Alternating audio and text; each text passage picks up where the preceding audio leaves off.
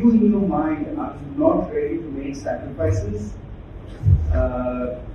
make things you feel it's easier, don't want to wake up at 7 o'clock in the morning and go out and face the world. No, today is Friday, let me, stay back, have Florida and go to Bancho.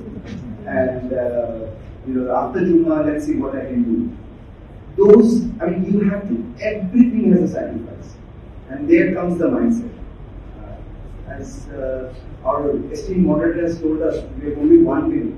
So I keep this very short. If you get up every morning and think that it is possible, even if it is not, and you keep on sitting. Just because I'm sitting here doesn't mean I'm a very successful entrepreneur. I have worked about 23 years in the health sector. Then I had the courage to open up my own facility.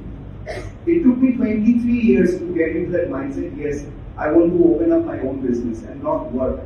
Not be a job seeker, be a job creator. 23 years, day in, day out. So it's not easy. And not everything will fall into place.